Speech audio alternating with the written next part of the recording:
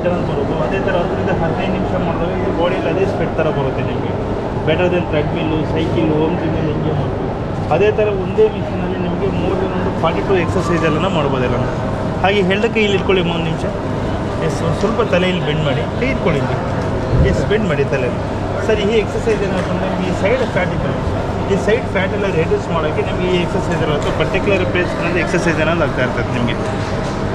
Just 1 or 2 minutes ಮಾಡಿ sir. ಒಂದೊಂದು exercise 1 or 2 minutes ಮಾಡೋದಿದ್ದ ನಿಮಗೆ ಭಾಳ ತುಂಬ ಚೆನ್ನಾಗಿ ಯೂಸ್ ಆಗುತ್ತೆ ಸರ್. ನಿಮಗೆ 1 ಮಂತ್ ಡೈಲಿ ಯೂಸ್ ಮಾಡಿ ಸರ್. ಮಿನಿಮಮ್ಗೆ 2.5 to 3.5 kg ವೆಯ್ಟ್ ಲಾಸ್ ಅನ್ನೋದು ಆಗುತ್ತೆ ನಿಮಗೆ. ಹಾಗೆ ಈ ಎಲ್ಬೋ ಇಲ್ಲಿ ಟಚ್ ಮಾಡಿ ಇಲ್ಲಿ ಕೈ ಇಟ್ಕೊಳ್ಳಿ, ಸೇಮ್ ಕೈ ಇಟ್ಕೊಳ್ಳಿ.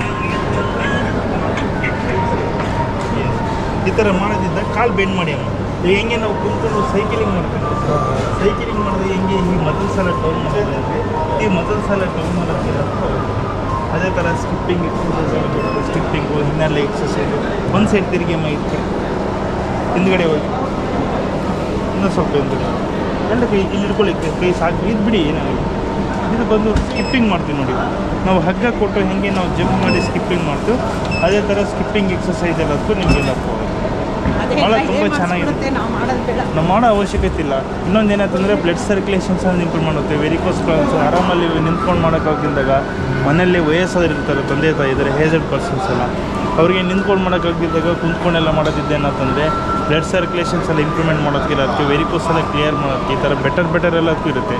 ಎಷ್ಟು ನೋಡಿ ಸರ್, ಅಡ್ರೆಸ್ ಕೊಟ್ಟು ಬುಕ್ ಮಾಡಿ ಸರ್. ಮನೆಗೆ ಬಂದು ಟ್ರೈನಲ್ಲಿ ಬಂದು ಎಲ್ಲ ಎಕ್ಸಸೈಸಲ್ಲಿ ಹೇಗೆ ಮಾಡೋಕ್ಕೆಲ್ಲ ತೋರಿಸ್ತಾರೆ. ಭಾಳ ತುಂಬ ಚೆನ್ನಾಗಿದೆ ಸರ್. ಪ್ಲೀಸ್ ಅದೇ ಸರ್, ಆ್ಯಕ್ಚುಲಿ 25,000 ಇದೆ ಸರ್.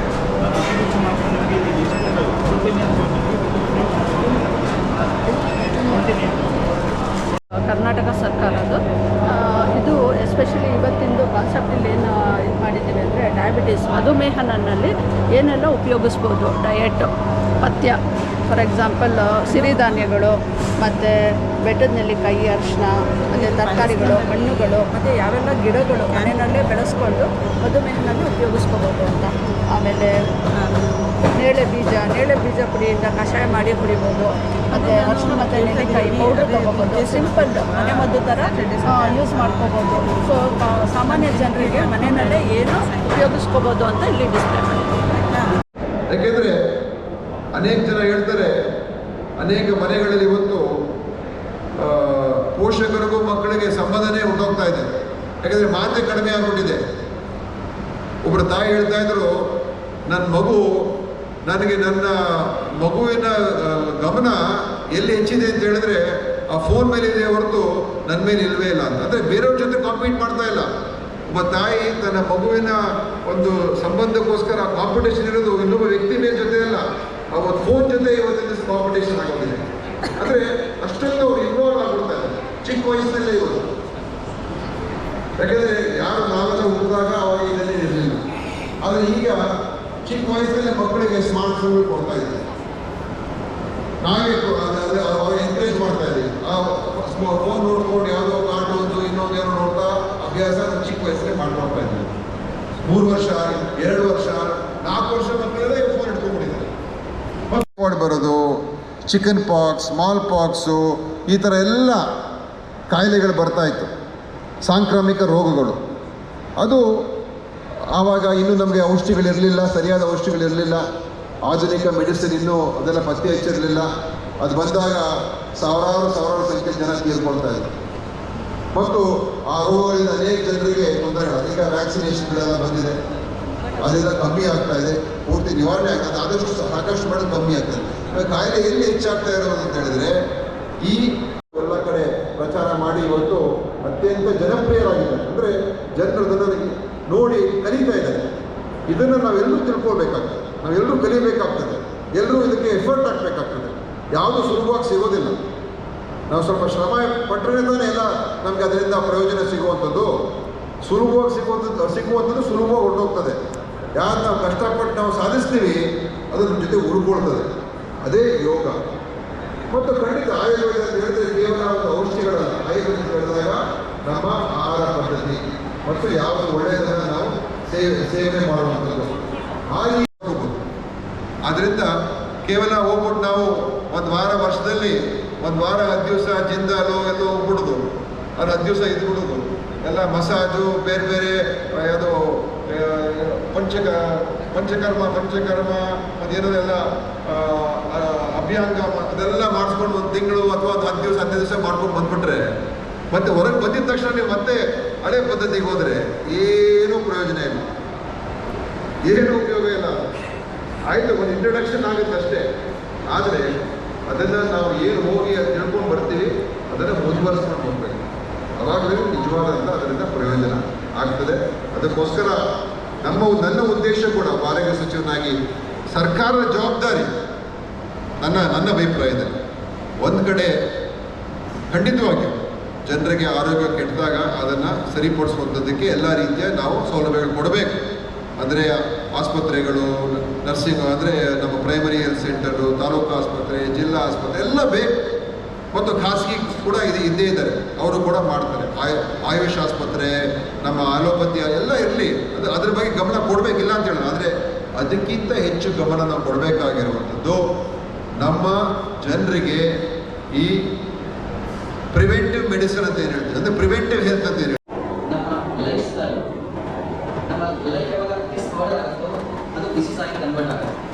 ನಮ್ಮ ಲೈಫನ್ನು ಆರ್ಡರ್ ಮಾಡಿದ್ರೆ ಆರ್ಡರ್ ಆಗಿತ್ತು ಅಂತಂದರೆ ನಾವು ನಮ್ಮ ಆಹಾರ ಮನುಷ್ಯರ ಸ್ವಾಸ್ಥ್ಯ ಕೇವಲ ಶಾರೀರಿಕ ಆರೋಗ್ಯ ಇಲ್ಲ, ಅದು ಮಾನಸಿಕವಾಗಿ ಆರೋಗ್ಯ ಕೇವಲ ಶರೀರ ಸಂಬಂಧಪಟ್ಟದ್ದು, ಅದು ಮಾನಸಿಕ ಸಂಬಂಧಪಟ್ಟಿರುವಂಥದ್ದು. ನಾವು ಯಾವ ಆಹಾರದ ಸೇವನೆ ಮಾಡಿರ್ತೀವಿ, ಯಾವ ವಿಚಾರಗಳ ಹಾಗಾಗಿ ನಾವು ಇರುವ ಆಹಾರ ಮತ್ತು ಚೆನ್ನಾಗಿ ಮಾಡಿದ್ರೆ ಪೂರ್ಣವಾಗಿ ಮಾತ್ರ ಮನುಷ್ಯ ಸ್ವಾಸ್ಥ್ಯವಾಗಿ ಸಹ Tell me what you think, I will tell you what you want. Then you ಹೇಳಿದ್ರೆ ನಾವು ಏನಾಗೋದನ್ನು ಹೇಳ್ಕೊಳ್ಳಿ. ಈ medical science allopathy make up ಅನ್ನೋದು ಬರೀ ಮೇಕಪ್ ಬಗ್ಗೆ ಅಧಿಕಾರಿಸು ಅಂದರೆ ಫೇಶಿಯಲ್ ಇರ್ಬೋದು, ಹೇರ್ ಇರ್ಬೋದು, ಕ್ರೀಮ್ಗಳು ಇರ್ಬೋದು, ಮತ್ತು ಈ ಕ್ರೀಮ್ಸ್ಗಳು ಇರ್ತವೆ, ಬಾಡಿ ವಾಶ್, ಬಾಡಿ ಸೋಪ್ ಬಗ್ಗೆ ಸಾಕಷ್ಟು ಇದಾವೆ. ಆದರೆ ಇದೊಂದು ದೊಡ್ಡ ಇಂಡಸ್ಟ್ರಿ.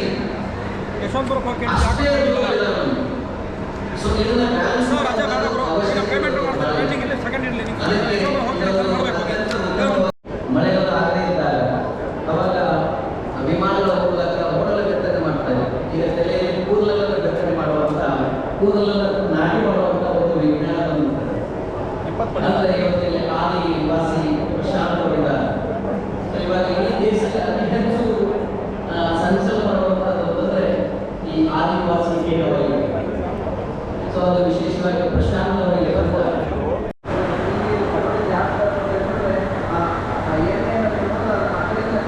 ಆ್ಯಕ್ಚುಲಿ ಪ್ರಕೃತಿ ಪ್ರಾಡಕ್ಟ್ಸಿಂದ ನನ್ನ ಹೆಸರು ನೇಹಾ ಅಂತ. ಸೊ ನಾವು ಆ್ಯಕ್ಚುಲಿ ಈ ಕಂಪ್ನಿ ಸ್ಟಾರ್ಟ್ ಮಾಡಿರೋದು 1995ಗೆ. ಸೊ ಸ್ಟಾರ್ಟ್ ಮಾಡಿದಾಗ ನಾವು nutraceuticals health supplement which comes under FSSAI. ಹಾಗೆ ಮುಂದೆ ಹೋಗ್ತಾ ಹೋಗ್ತಾ ನಾವು ಆಯುಷ್ ಅಂದರೆ ಆಯುರ್ವೇದಿಕಲ್ಲಿ ನಾವು ಕ್ಲಾಸಿಕಲ್ ಮತ್ತು ಆಯುರ್ವೇದಿಕ್ ಪ್ರೊಪ್ರೈಟ್ರಿ ಮೆಡಿಸನ್ಸು ಮಾಡ್ತಾ ಇದ್ದೀವಿ. ಸೊ ಇದು ಏನೋ ಪ್ರಾಡಕ್ಟ್ಸ್ ಇದ್ದಿರೋದು ಎಲ್ಲ ನಮ್ಮದು ಆಯುಷ್ ಪ್ರಾಡಕ್ಟ್ಸು.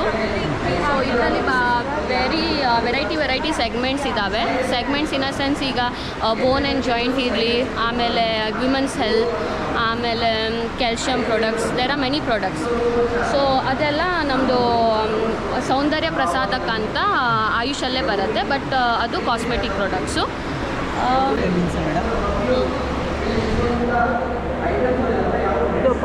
ಪೌಡರ್ ಮೇಡಮ್ ಇದು ಈಗ ಇದು ಈಗ ಜಿಮ್ನೆಮಾ ಅಂತ ನಾವು ಇದು ಕನ್ಸಿಡರ್ ಮಾಡಿದರೆ ನಾವು ಇದರಲ್ಲಿ ಯಾವುದು ಎಕ್ಸಿಪಿಯೆಂಟ್ಸ್ ಯೂಸ್ ಮಾಡಲಿಲ್ಲ.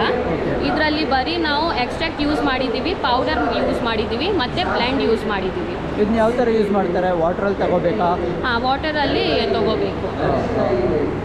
ಬಟ್ ನಾವು ಇದು 0 ಎಕ್ಸಿಪಿಯೆಂಟ್ಸು, ಯಾವುದು ಎಕ್ಸಿಪಿಯೆಂಟ್ಸ್ ಯೂಸ್ ಮಾಡದೆ ನಾವು ಮಾಡಿದ್ದೀವಿ.